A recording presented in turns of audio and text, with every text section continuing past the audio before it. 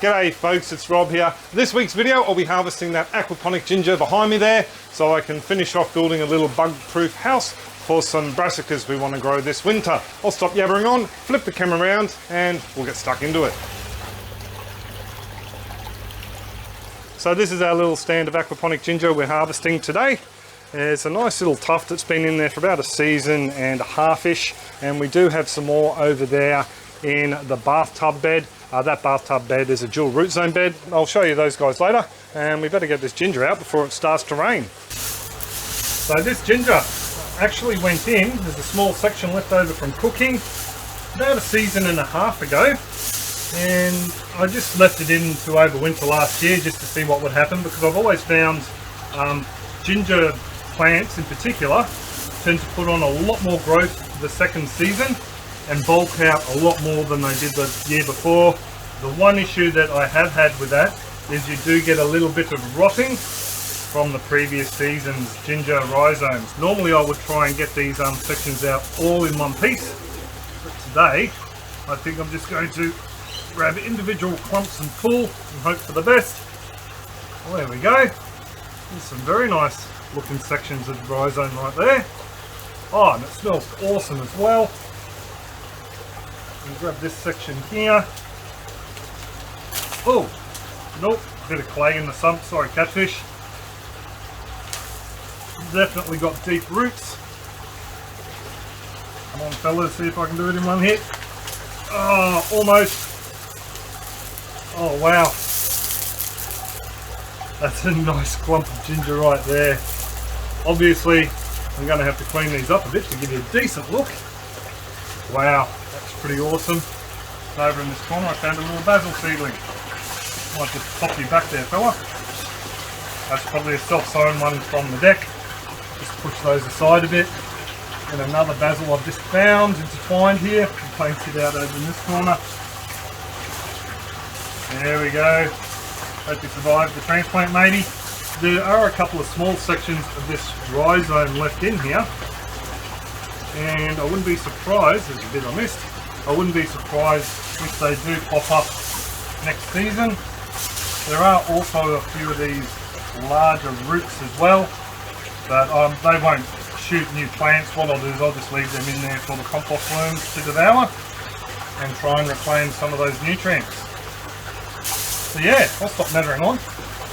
We'll trim some of this off, wash it up and see what we got.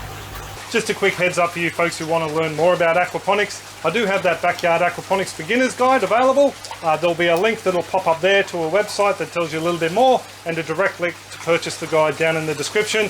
Loads of information on there on starting a system, how to build a small system, and also you can contact me directly through the guide and I'll get back to you a lot quicker than when you comment under these videos here, and I can help you out with any issues that you have. Also too, it's translated into Spanish, Portuguese, Hindi and Chinese. But enough spruiking, back to the ginger. Just down the back here quickly before we weigh up that ginger, I thought I'd show you some of the other gingers we have on the grow here. This is some culinary ginger you'd find at the shops, just growing in here in a little wicking bed with a couple of weeds and some purslane that's gone to seed. Over the back there, I actually have some galangal in another wicking barrel that we use quite a bit, especially in our Thai and some of our Indo cooking. And down here we have some of the Cambodian ginger. This ginger is slightly different. I'll see if I can rip a little bit out to give you a gander. No, I can't. I'll grab a knife. So here's a couple of small sections of that Cambodian or pond lai ginger, and as you can see, it is much smaller than the ginger we took out of the aquaponics. It actually has a slightly different taste, a little bit bitter. I find it has a little bit of a citrusy zing to it as well. Something we don't use a lot of, but it's nice to have as a backup, as this stuff pretty much all grows around about 10 to 11 months of the year. The plant stays green, so always great to have on standby. Not that we ever run out of this stuff here with the amount we grow. So down the back here under our mango we have some more gingers. We have our galangal in the ground there. We have some finger root down there. Some normal ginger I popped out of some of last year's harvest from the deck down here just to see if we could get it to take hold. There's actually another little bit down there. Over here we have some more healthier looking finger root, and down in here we have a big wicking tub full of the Cambodian or pond lai ginger. and then just a couple of turmeric that I've just basically thrown out with a compost heap where we were putting our kitchen scraps for a little while. So up here on the deck we have our little ginger hedge.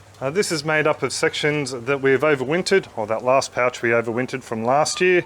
This one here has just continued to put on loads of extra rhizome, so it will have to be harvested this year and separated because it's just growing too densely in that pouch. Just a bit of an experiment to see how much we get. These pouches along here we've just been harvesting from as we needed it. And this is a wicking tub.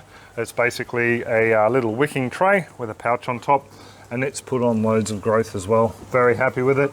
And now these ones here, they are getting a little bit brown on the tips, just like the other ones down the back. That's because we're in autumn here, or fall, so the plants are dying back a bit. I'll just go down to the aquaponics and I'll give you a bit of a quick look at that dual root zone ginger. So just up here at the dual root zone bed, I've cleared a little bit of a path for us so we can actually see the ginger growing up here. We have a very nice section growing there, and another one over here with a little growth point. I don't know if you can see that, but there's a nice little growth shoot there. So 2 sections of ginger were put in here. They were put out fairly late in the season from memory. For us, we typically grow anywhere from around about September. We can pop them in the ground and they start to shoot within a month or so. And then, yeah, we grow all the way through to June or July. So these guys I'll be leaving a little bit longer.